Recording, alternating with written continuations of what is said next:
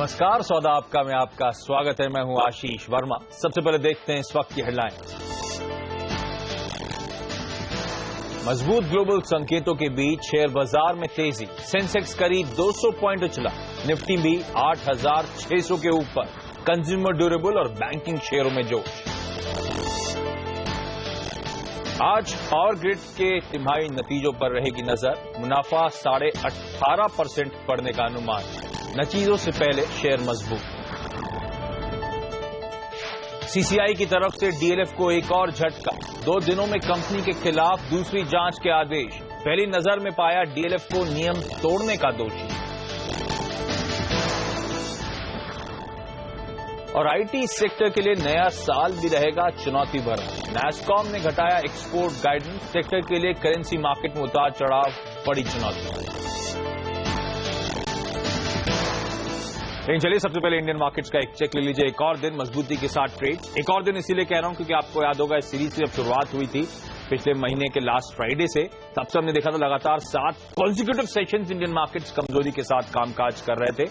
कल हमने देखा था एक वोलेटाइल सेशन, लेकिन फाइनली आधे % के आसपास की गेंस के साथ भारतीय बाजारों ने कारोबार की समाप्ति करी थी और आज कल के लेवल्स के ऊपर बिल्ड डाउन करते हुए इनफैक्ट आधे से 2/3% के आसपास की मजबूती के साथ आज फिर इंडियन मार्केट्स कामकाज कर रहे हैं। सेंसेक्स में ऑलमोस्ट 150 अंक के आसपास की मजबूती इस समय।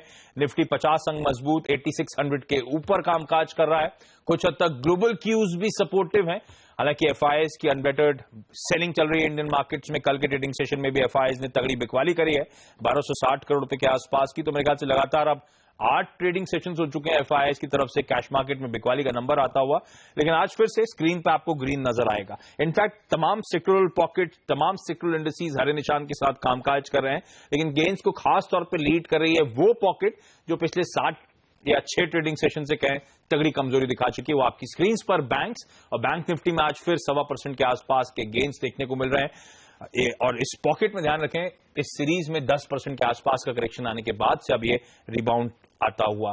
बैंक्स के अलावा रियल एस्टेट में खरीदारी है, कैपिटल गुड्स में खरीदारी देखने को मिल रही है। इनफैक्ट जो 2 हेवी वेट्स हैं जो निफ्टी में और सेंसेक्स में तगड़ा कंट्रीब्यूशन दे रहे हैं, लास्ट इंडियन टूबर और आईसीआईसीआई बैंक, तगड़ा कंट्रीब्यूशन इन दोनों की तरफ से आता हुआ। एचडीएफसी में हम देख रहे हैं अच्छी खरीदारी आती हुई। मैं तमाम हेवीवेट्स की स्पेसिफिकली बात कर रहा हूं। टीसीएस में हम देख रहे हैं मजबूती के साथ कामकाज होता हुआ।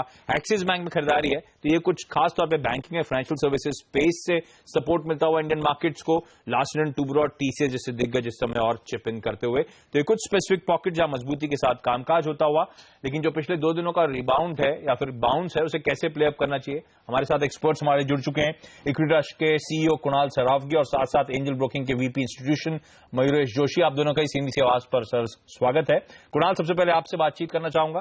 क्या मानूं, ये 2 दिनों से जो मूव आ रहा है, कल वोलेटाइल सेशन था, क्या एक नियर टर्म हमने बेस बना लिया है, ग्राउंड ढूंढ लिया है और आप थोड़ा सा ऑप्टिमिस्टिक हो रहे हैं, पॉजिटिव हो रहे हैं आप चार्ट्स को लेकर, या इस बाउंस में अभी भी बिकवाली करने के मौके हैं? कैसे समझो इस निफ्टी के बाउंस को? देखिए आशीष, 2 सत्र पहले यानी कि फ्राइडे को आपने निफ्टी पर एक गैप डाउन बनते हुए देखा था और ये जो गैप है ये 8650 इसका अपर एंड है। तो मुझे लगता है कि जब तक 8650 के ऊपर निफ्टी डिसाइसिवली क्लोज न दे दे तब तक ये मानना जल्दबाजी होगी कि जो करेक्शन हमने देखा है वो करेक्शन समाप्त हो गया है और दोबारा आपको अप ट्रेंड रिज्यूम होते दिखेगा। संभावना इस बात की ज्यादा दिखती है कि बाजार एक दायरे में आपको कुछ समय ट्रेड करते हुए नजर आएगा और मेरे हिसाब से या मेरा आकलन यह है कि 8700 से 8300 के बीच आपको निफ्टी कंसोलिडेट करते हुए कुछ समय दिखाई देगा, इससे पहले कि आपको एक बड़ा मूव दिखे। तो मुझे लगता है कि बड़े मूव की आशा नहीं करनी चाहिए। कुछ समय के लिए मार्केट लैकलस्टर और रेंज बाउंड रहने की उम्मीद है। लैकलस्टर, रेंज बाउंड इन लेवल्स के आसपास शायद कंसोलिडेट करता हुआ नजर आए। और दोनों एक्सपर्ट्स हमारे साथ बने। वक्त तो चला एक छोटे से ब्रेक का। ब्रेक के बाद शुरू करेंगे सवाल जवाब का सिलसिला।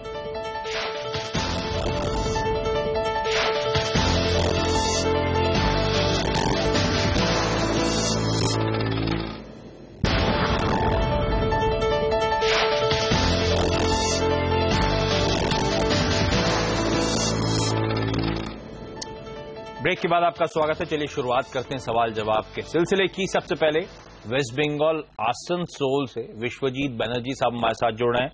सर गुड मॉर्निंग, पूछिए अपना सवाल। नमस्कार, विश्वजीत बनर्जी आसनसोल से बोल। जी सर। सुजलॉन है मेरे पास एट अ रेट ऑफ 15। हाँ, तो उसको क्या करना चाहिए? मेरा आपका व्यू लॉन्ग टर्म होराइजन है, मतलब लॉन्ग टर्म 5-10 साल।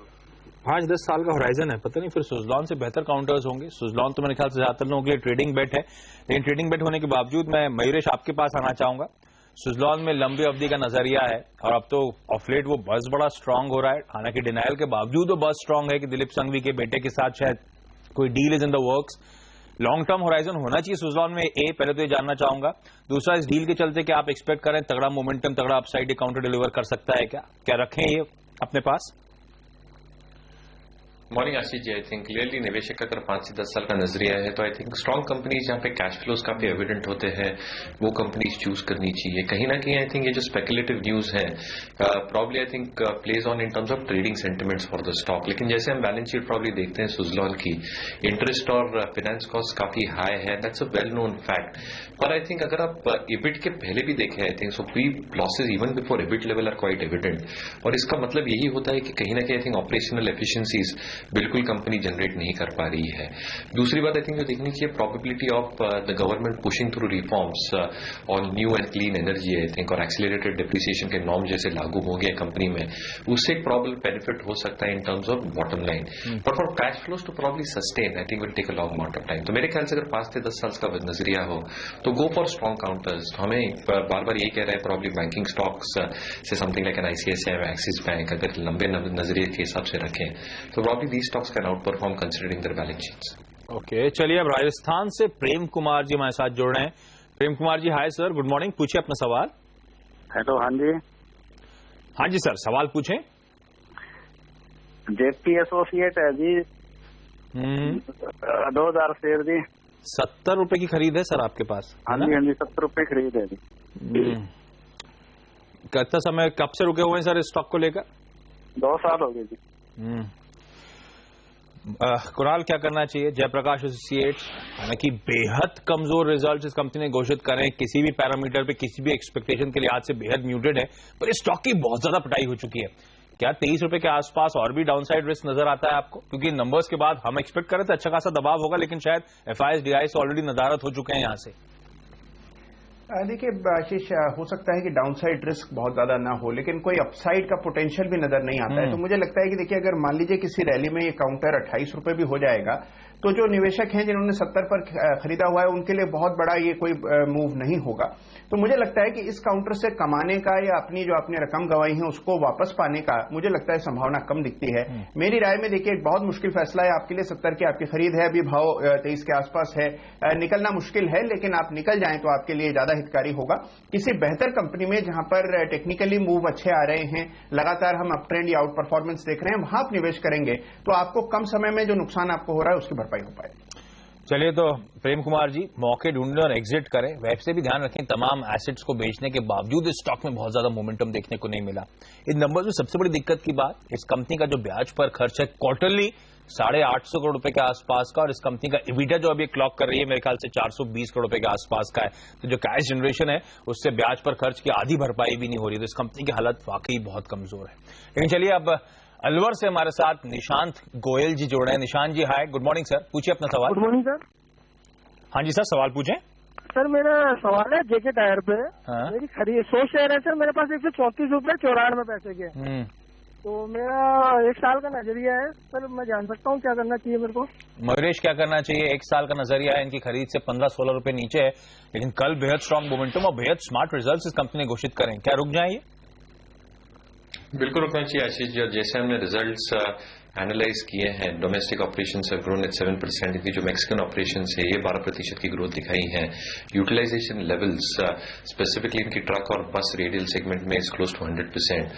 और जैसे हम कंपनी के प्रोस्पेक्ट्स देख रहे हैं, probability of raw material cost going down, probably it has not played on Apollo Tyres, but JK Tyres ने I think efficiently दिखाया है कि at around 16.8% it has exceeded our estimates. तो मुझे लगता है probably एक stock बहुत sweet spot में है, and it is probably catering to the right segments, replacement market हो, OEM हो या capacity additions हो। तो मुझे लगता है I think investors should hold on. We are extremely bullish on to the stock. हमारी खुद की टारगेट 165 रुपीज है स्टॉक। निशांत जी, आपको आसानी से शायद एक प्रॉफिटेबल एग्जिट मिलेगी, बने रहिए इस काउंटर में। बेहद स्ट्रांग नंबर्स एक्चुअली इस कंपनी ने कल घोषित करे थे, और कल तो तगड़े मूव्स के बाद आज आप देख रहे हैं 2-2.5% के आसपास का माइनस एक करेक्शन है, पर बहुत स्ट्रांग ट्रैक्शन कल इस काउंटर ने दिखाया था रिजल्ट्स के रिएक्शन के तौर पे। जमशेदपुर से अब हमारे साथ शैलेंद्र कुमार जी जुड़ रहे हैं। शैलेंद्र जी, हाय, गुड मॉर्निंग सर, पूछिए अपना सवाल। हाँ सर, गुड मॉर्निंग। मेरे पास फिनटेक इंडस्ट्री है 3000 शेयर 103 के भाव में। सर मैं 3 महीने तक रुक सकता हूँ, मुझे क्या करना चाहिए? 3 महीने तक रुक सकते हैं। कुणाल, क्या करना चाहिए? वैसे तो तगड़ी रेटिंग हुई है इस काउंटर की, क्या अभी भी कोई स्टीम बची है? देखिए, बिल्कुल इन्हें बने रहना चाहिए आशीष, लेकिन जो सबसे पहला काम इनको करना चाहिए वो अपनी कॉस्ट पे यानी कि 103 रुपए के भाव पर एक स्टॉप लॉस रखें। देखिए, काउंटर बहुत अच्छा है, लेकिन जिस तरह बाजार में हम देख रहे हैं कि बहुत वॉलेटिलिटी है, स्टॉप लॉस लगाना बेहद जरूरी है। तो अपनी कॉस्ट पर आप एक स्टॉप लॉस रखिए। मुझे लगता है कि अगर बाजार में मोमेंटम दोबारा बना और इस काउंटर में तेजी बनी रही तो आपको 115 के भाव यहां आते हुए दिखेंगे, लेकिन स्टॉप लॉस का विशेष ख्याल रखें। चलिए, तो यहाँ पे एक ब्रेक ले लेते हैं। हमारे दोनों एक्सपर्ट्स बने हुए हैं, आपके तमाम सवालों पे हम इन दोनों से जवाब मांगेंगे, लेकिन ब्रेक के बाद नजर डालेंगे एक और इंटरेस्टिंग कंपनी पे। पावर ग्रिड आज अपने तिमाही रिजल्ट्स घोषित करने वाली है। कैसे रह सकते हैं तिमाही रिजल्ट्स, बताएंगे इस ब्रेक के बाद।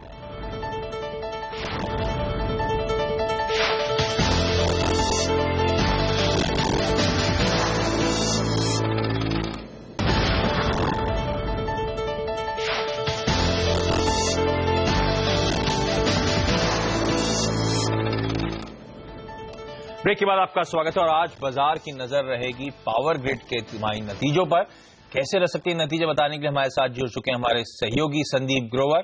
संदीप, क्या एक्सपेक्टेशंस हैं, क्योंकि स्टॉक तो आज इस रिजल्ट से पहले स्ट्रांग बिल्डअप दिखा रहा है। इनफैक्ट पिछले कई दिनों से स्ट्रांग आप देख रहे हैं कि काफी स्ट्रांग मूवमेंट देखने को मिला और काफी स्ट्रांग नंबर्स इस बार ये कंपनी डिलीवर कर सकती है। और जितने एसेट से कंपनी कैपिटलाइज करती है उसी के ऊपर इस कंपनी का अर्निंग्स ग्रोथ डिपेंड करती है। और इस बार हमारा ऐसा अनुमान है 6,500 करोड़ रुपए के जो एसेट्स है वो कंपनी इस बार कैपिटलाइज कर पाएगी। और जो कमिश्निंग है वो भी हमारा ऐसा अनुमान है कि 6,000 करोड़ रुपए के आसपास की हो सकती है। और कमिश्निंग और कैपिटलाइजेशन में जो गैप है वो इस बार काफी कम होता जाएगा। इसीलिए हमारा ऐसा अनुमान है कि नंबर्स काफी अच्छे देखने को मिलेंगे। 18% के आसपास की ग्रोथ टोटल इनकम में देखने को मिलेगी। 4,350 करोड़ रुपए के आसपास के नंबर्स देखने को मिलेंगे। और एबिटा में करीब 21.5% के आसपास की ग्रोथ इस बार देखने को मिलेगी। मार्जिन में करीब 250 बेसिस पॉइंट के आसपास का इस बार उछाल देखने को मिलेगा। 87% के आसपास की मार्जिन कंपनी डिलीवर करेगी। लेकिन जिस तरह का ग्रोथ मार्जिन और एबिटा में देखने को मिलेगा उतना ही रिफ्लेक्शन यहाँ पे बॉटम लाइन पे नहीं देखने को मिलेगा, क्योंकि जिस तरह से नए एसेट्स कमीशन होते हुए जाएंगे तो जाहिर सी बात है कि उन एसेट्स का जो इंटरेस्ट और साथ ही साथ जो डेप्रिसिएशन है वो भी इनकी बुक्स में इनको कैपिटलाइज करना होगा, तो उसका इंपैक्ट कहीं ना कहीं बॉटम लाइन पे देखने को मिलेगा। इसलिए एबिटा के फ्रंट पे जितनी ग्रोथ आएगी उतना मुनाफे में जंप नहीं देखने को मिलेगा। मुनाफे में हमारा ऐसा अनुमान है 18.5% के आसपास की ग्रोथ आएगी और 1236 करोड़ रुपए के आसपास की नंबर डिलीवर करेगी। तो ओवरऑल काफी अच्छी ग्रोथ इस बार देखने को मिलेगी। पिछले साल की तिमाही में अगर आप देखें केवल 3,350 करोड़ रुपए के आसपास के एसेट्स कैपिटलाइज किए गए थे, तो इस बार कैपिटलाइजेशन काफी स्ट्रांग रहेगा। इसी के चलते ज्यादा एनालिस्ट मानने की काफी अच्छी ग्रोथ न केवल total income margin bottom line के फ्रंट पे भी इस बार पावर ग्रिड डिलीवर कर सकता है। चलिए, तो पावर ग्रिड से एक्सपेक्टेड है अच्छे नंबर्स। वैसे भी ध्यान रखें, तमाम एनालिस्ट की मेरे ख्याल से टॉप कंसेंसस पिक है, क्योंकि स्ट्रांग बिजनेस फंडामेंटल्स हैं इस कंपनी के, अच्छी बेहतरीन अर्निंग्स विजिबिलिटी यहां से नजर आती है और कई लोग मान रहे हैं कि शायद आज जो नंबर्स आएंगे उसमें पॉजिटिव सरप्राइज डिलीवर कर सकती है। इसीलिए आप देख रहे हैं एक स्ट्रांग बिल्डअप 2.25% के आसपास के गेन्स के साथ पावर ग्रिड इस समय कामकाज करता हुआ। लेकिन चलिए रुक करते हैं दर्शकों की तरफ और सबसे पहले अब हमारे साथ जुड़े हैं अलीगढ़ से विवेक सिंह जी। विवेक जी, हाय, गुड मॉर्निंग सर, पूछिए अपना सवाल। सर, मेरे पास 46 रुपए के रेट पे अडानी पावर है। ओके, तो इसका मैं फ्यूचर जानना चाहता हूँ। कितना समय रुक सकते हैं सर आप? सर, मैं 3 साल रुक सकता हूँ।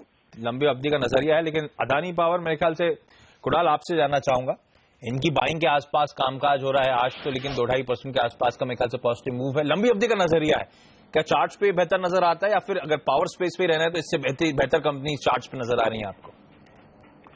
देखिए, मेरे ख्याल से अगर देखिए थोड़ा सा लंबी अवधि का नजरिया है निवेशक का, तो लॉन्ग टर्म चार्ट्स देखे जाने चाहिए और लॉन्ग टर्म चार्ट्स उतने खराब नहीं हैं आशीष। मुझे लगता है कि ओवरऑल एक बॉटम बनने की कोशिश यहां हुई है और एक ब्रेकआउट भी आते हुए दिख रहा है। मुझे लगता है कि अगर आप इंतजार करेंगे तो ये बात तय है कि आपको मौजूदा स्तरों से अच्छा रिटर्न मिलेगा। और मेरी उम्मीद यह है कि अगर आप इसमें 3 साल का या तो नहीं, लेकिन अगर साल भर का व्यू लेते हैं तो 60-62 के दाम आपको आते हुए दिखाई देंगे। मेरी राय में आपको बने रहना चाहिए।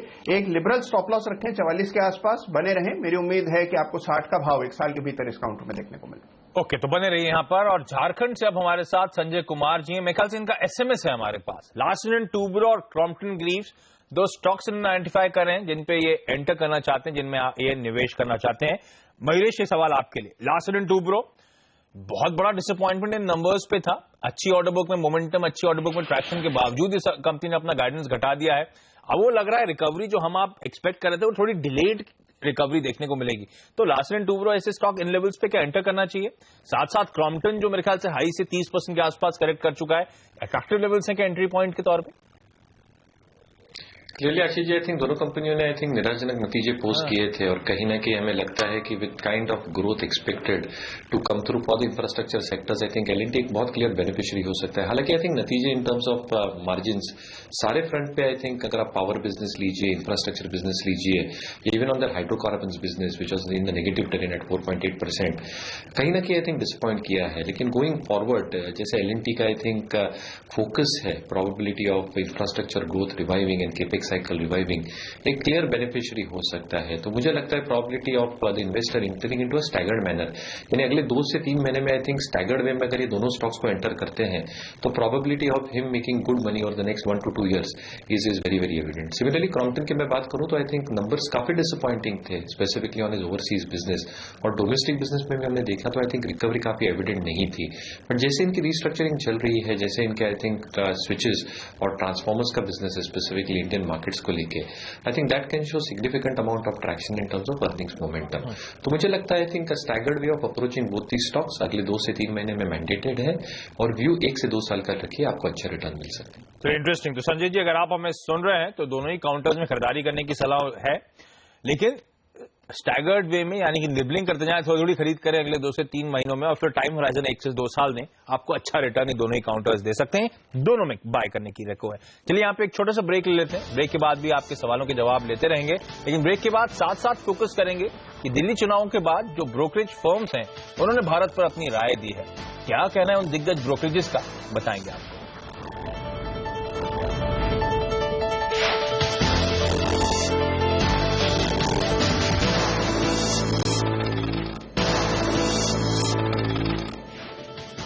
ब्रेक के बाद आपका स्वागत है और अब बात करते हैं दिल्ली चुनाव नतीजों पर आई ब्रोकरेज रिपोर्ट्स की।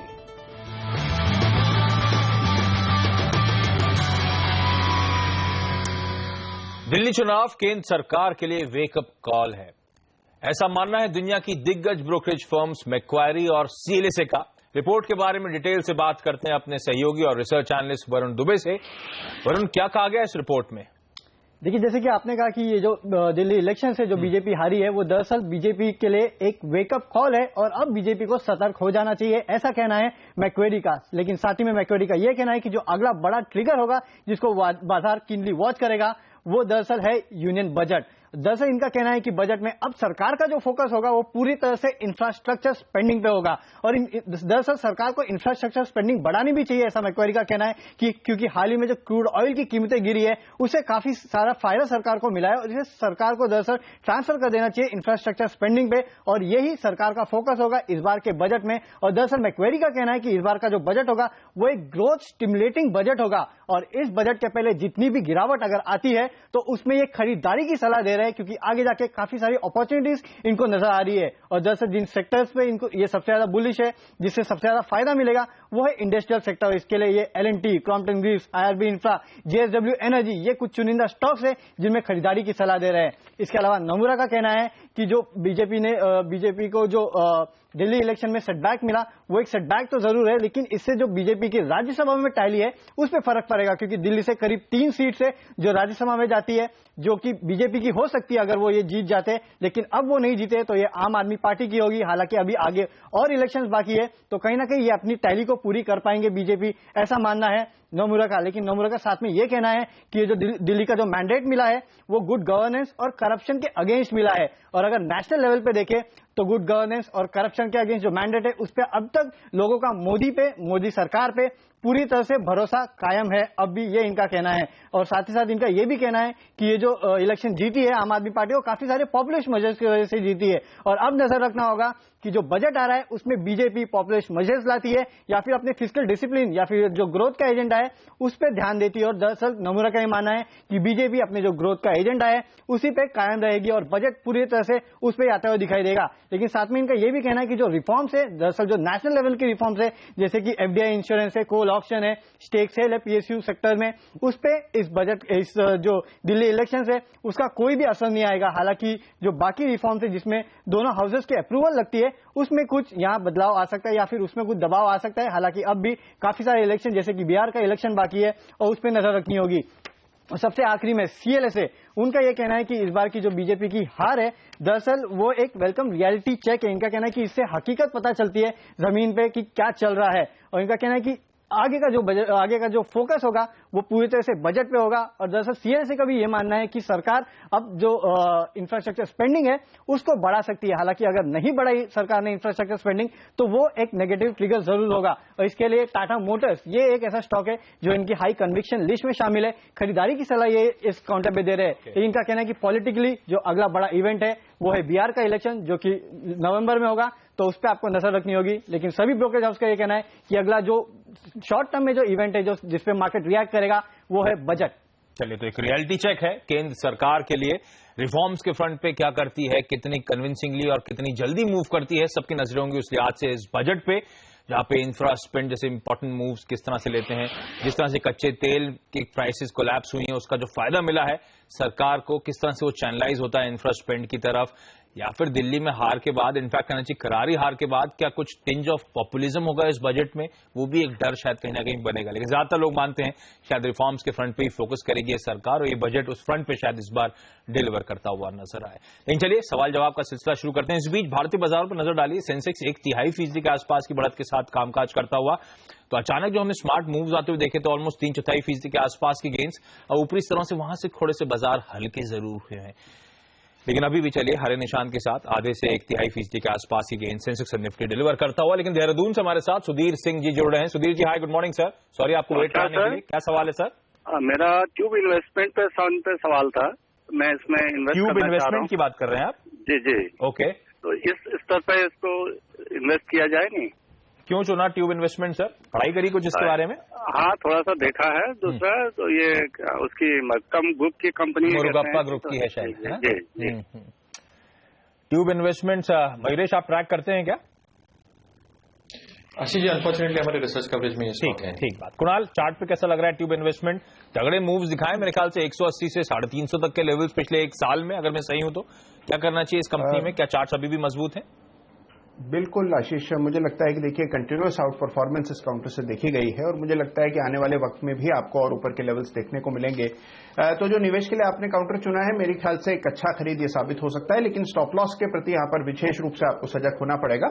स्टॉप लॉस आप 330 पर रखें और इसमें कम से कम साल 1.5 साल का नजरिया रखें, तो मुझे लगता है कि 400 के पार जाना चाहिए। तो आपको खरीद की पूरी राय है, लेकिन एक स्टॉप लॉस का विशेष ध्यान रखें। सुधीर जी, खरीदारी करें, अच्छा स्टॉक आपने चुना है, शायद मजबूती आगे भी देखने को मिले इसमें।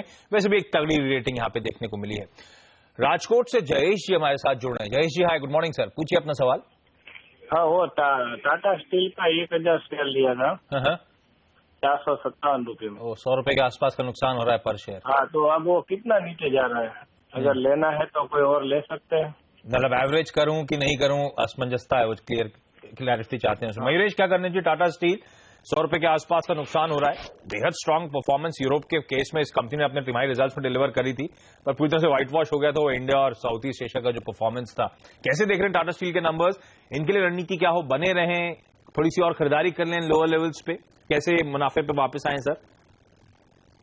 क्लियरली आई थिंक 1 से 1.5 साल का नजरिया रखना चाहिए। नंबर्स थोड़े डिसअपॉइंटिंग थे, स्पेसिफिकली इंडियन ऑपरेशंस और साउथ ईस्ट अफ्रीका ऑपरेशंस को लेकर, लेकिन कहीं ना कहीं हम देख रहे हैं विद आयरन और माइनिंग गेटिंग रिज्यूम्ड, जो उनकी आयरन और की कॉस्ट लग रही थी विद इंपोर्टेड आयरन और डोमेस्टिक ऑपरेशंस के लिए, इसमें एक सेविंग आएगी। दूसरी बात, इनकी जो कलिंगानगर की प्लांट है उसका जो केपेक्स हुआ है, that can have an incremental benefit going forward, and European operations are doing extremely well. तो मुझे लगता है प्रॉबिलिटी की और next 2 to 3 months staggered way में टाटा स्टील में इन्वेस्ट करें, होल्ड ऑन करें। I think the stock will be able to recover cost price, और क्योंकि आप लोअर लेवल्स पे इन्वेस्ट करेंगे तो आपके एवरेज कॉस्ट भी नीचे आएगी। तो मेरे ख्याल से आई थिंक 1 से 1.5 साल का नजरिया रखेंगे तो I think Tata steel can show and deliver good numbers. Okay, तो जयेश जी, थोड़ी खरीदारी करें आप, ताकि आपकी औसत प्राइस जो है 457 के आसपास मेरे ख्याल से इस समय है वो नीचे आएगी, और आपको 1-1.5 साल में अच्छा खासा मुनाफा शायद काउंटर डिलीवर कर सकता है, तो घबराए नहीं। लेकिन यहाँ पे एक और ब्रेक ले लेते हैं, ब्रेक के बाद भी हमारे दोनों एक्सपर्ट कुणाल और मयूरेश बने हुए हमारे साथ आपके सवालों के जवाब देंगे।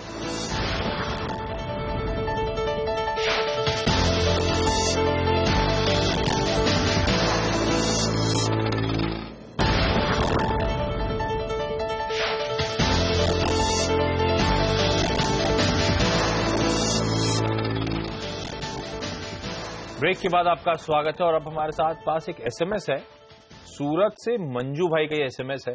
बैंक ऑफ इंडिया के 700 शेयर है 289 के लेवल्स पर, तो 50 रुपए पर शेयर के आसपास का नुकसान हो रहा है। हालांकि टाइम होराइजन क्या है इसकी क्लैरिटी नहीं है, क्योंकि एसएमएस है। मयूरेश, बैंक ऑफ इंडिया या फिर तमाम सरकारी बैंक जिस तरह से सरप्राइजिंगली एसेट क्वालिटी, ना सिर्फ सरकारी, प्राइवेट सेक्टर में भी हमने देखा है तगड़ी एसेट क्वालिटी में डिटोरिएशन देखने को मिल रहा है। कैसे अप्रोच करें इन बैंकिंग पॉकेट को? क्या एक्सपेक्ट करें? ये वर्स्ट क्वार्टर था, अब यहां से हालात सुधरेंगे, इन सब स्टॉक्स में बना रहना चाहिए? ये तो 50 रुपए के लॉस पे बैठे हुए हैं।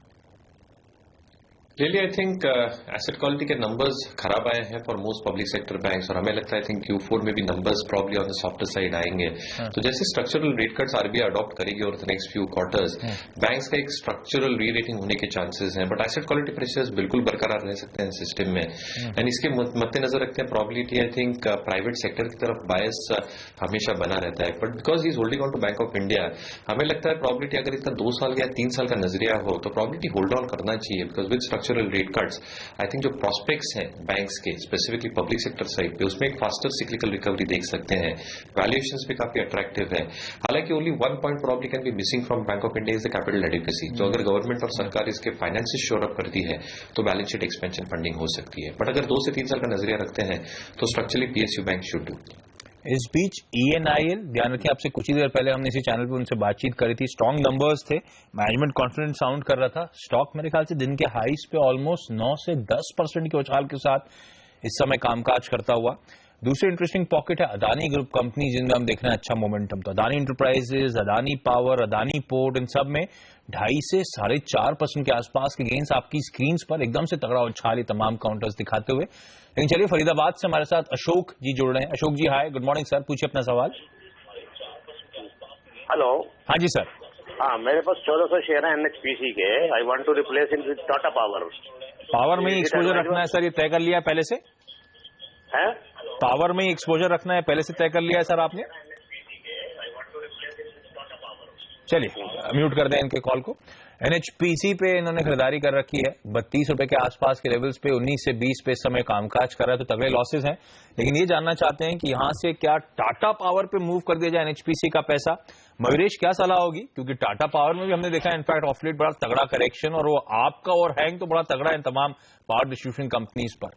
क्या इन्हें स्विच लेना चाहिए ये? Really I think as a disclaimer NHPC पे कवरेज नहीं है, लेकिन जिसमें NHPC की बैलेंस शीट देख रहा हूँ, probably capital work in progress as on FY14 की बैलेंस शीट 26% के आसपास था, और अगर इनके रेगुलेटेड एसेट्स देखे अराउंड 4,987 करोड़ विद ऑपरेशनल, उसमें से आई थिंक 31% रेगुलेटेड बुक से जाता है। तो कहीं ना कहीं आई थिंक जो ब्लेंडेड ROEs हैं वो 7 to 8% के रेंज में होने की उम्मीद है, और इनके जो नए प्रोजेक्ट्स हैं वो FY17-18 के बाद ही आने वाले हैं। तो मुझे लगता है probably I think return ratios deteriorated रह सकते हैं। हालांकि because of coverage we don't have in terms of buying और सेलिंग। जहां तक पावर सेक्टर का एक्सपोजर आया, मुझे लगता है प्रॉब्ली NTPC एक बहुत अच्छी बेट हो सकती है। जहां तक जनरेशन का सवाल आया, थोड़े disincentives because of generation linked capacities और जो CRC के ऑर्डर है वो एक ओवरहैंग है स्टॉक पे, but from FY16 FY17 onward मुझे लगता है जैसे इनकी माइन डीएलोकेट नहीं हुई है फारफा बारबेटेक की, वहां से आई थिंक उनको अच्छी खासी अपसाइड मिल सकती है। मुझे लगता है even on valuation and dividend yield ये स्टॉक अच्छा ट्रेड करता है, तो probably NTPC with long term is a very good. चलिए, तो NTPC पे मूव कर सकते हैं हम NHPC से लंबी अवधि के लिहाज से, वो एक बेटर बेट होगी अशोक जी। लेकिन चलिए अब हमारे साथ पुणे से प्रमोद शर्मा जी, और इनका SMS है। HDIL में 500 शेयर लिए थे 62 रुपए के भाव पे, तो तगड़ा मुनाफा कमा रहे हैं। सबसे पहले तो प्रमोद जी अगर आप कार्यक्रम देख रहे हैं तो कंग्रेचुलेशन, अच्छे खासे मुनाफे पे आप बैठे हुए। मेरे ख्याल से इनका सवाल आगे ये होगा कि मुनाफा वसूल लें या बने रहें इस काउंटर में। कुणाल क्या करना चाहिए? बेहद तगड़ी री रेटिंग, FIS की तरफ से तगड़ी खरीद ऑफ लेट आई है इस काउंटर में, क्या करना चाहिए? इनको मुनाफा वसूल लें या अभी तगड़ा अपसाइड तो अब शुरुआत हुई है, इस काउंटर में बने रहें? देखिए आशीष, इस काउंटर में तेजी आई और तेजी के साथ आपने देखा कि बड़ा वॉल्यूम बिल्डअप है। तो ये मुझे लगता है कि एक सस्टेनेबल तेजी की तरफ बढ़ रहा है। तो मुझे लगता है कि जल्दबाजी न करें, प्रॉफिट बुक करने की बने रहें। लेकिन क्योंकि स्टॉक बहुत वॉलेटाइल है, यहां पर एक स्टॉप लॉस रखना आपके लिए बेहद जरूरी है। तो स्टॉप लॉस 103 104 के आसपास रखें, जिससे आपका जो बल्क ऑफ प्रॉफिट है वो लॉक इन हो जाए। और उसके बाद मुझे लगता है कि जो टारगेट बनता है वो 125 130 का है, तो बने रहने की राय। ओके, तो बने रहिए यहां पर, अच्छे खासे यहां से अपसाइड शायद प्रमोद जी आप एक्सपेक्ट कर सकते हैं, ऑलरेडी अच्छा मुनाफा पे आप बैठे हुए हैं। लेकिन चलिए यहां पे मयूरेश आपसे वक्त लेने का समय आ गया है। बहुत बहुत धन्यवाद CNBC आवाज के लिए सर, वक्त निकालने के लिए। कोई डिस्क्लोजर्स? जी, जो भी स्टॉक्स के पे चर्चा की, मेरी पर्सनल होल्डिंग तो है नहीं, लेकिन ये सारे स्टॉक्स हमने हमारे क्लाइंट्स के साथ डिस्कस किए हैं। सर बहुत बहुत धन्यवाद हमारे लिए आज वक्त निकालने के लिए। लेकिन कुणाल हमारे साथ बने हुए हैं, क्योंकि ब्रेक के बाद उनके साथ हम करेंगे स्टॉक्स फटाफट, यानी कि आपके तमाम सवालों को फटाफट उनसे जवाब मांगेंगे।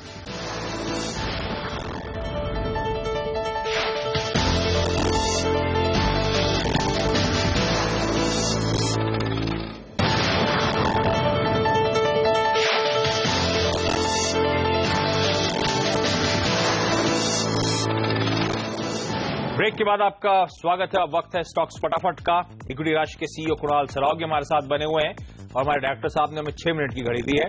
कुणाल, क्विकली सवालों का सिलसिला शुरू करते हैं। सबसे पहले इंदौर से अभय जी का सवाल है, इंडिया सीमेंट्स को लेकर 1000 शेयर है, 104 रुपए के लिहाज से, ट्रेडिंग के लिहाज से एडवाइस चाहते हैं। देखिए, मेरी राय में आशीष इनको निकल जाना चाहिए। देखिए, काफी बड़ा मूव हम ऑलरेडी इंडिया सीमेंट पर देख चुके हैं और मुझे लगता है कुछ टॉपिंग आउट होते हुए चार्ट्स पर नजर आ रही है, तो एक बार के लिए आप निकल जाएं तो बेहतर हो। जयपुर से रेखा शर्मा का सवाल है, यूनियन बैंक को लेकर 100 शेयर 242 के लेवल्स पर।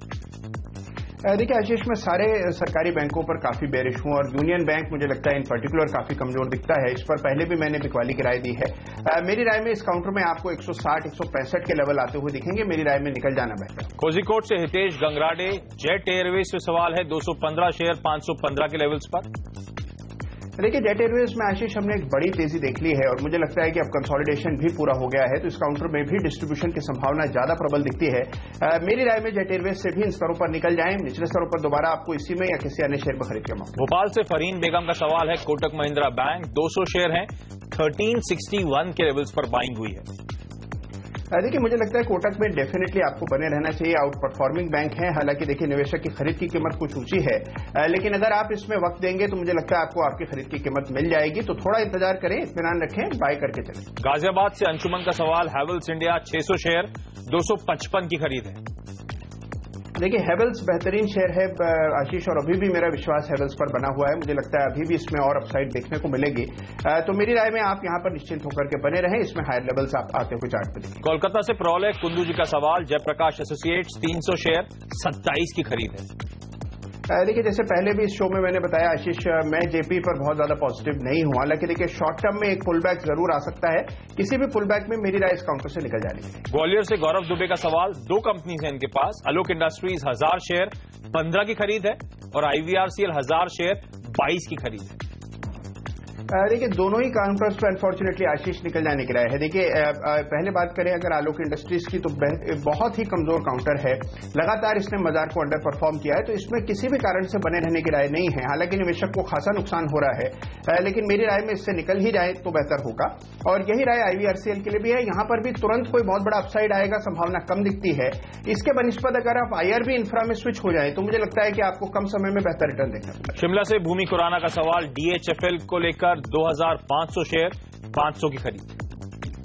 देखिए, मुझे लगता है दीवान हाउसिंग और सभी हाउसिंग कंपनीज को लेकर मैं बहुत पॉजिटिव हूं, तो मुझे लगता है कि आपको यहां बने रहना चाहिए। यहां पर टारगेट जो है वो काफी अग्रेसिव बनते हैं चार्ट्स पर, और डेफिनेटली इस काउंटर ने आउट परफॉर्म किया है, तो कोई कारण नहीं है सेकंड गेस करने का। इसको मेरी राय में बने रहना। दिल्ली से आशीष चौटाला का सवाल, वीडियोकॉन इंडस्ट्रीज 500 शेयर 182 की खरीद और रोल्टा 1000 शेयर 127 की खरीद।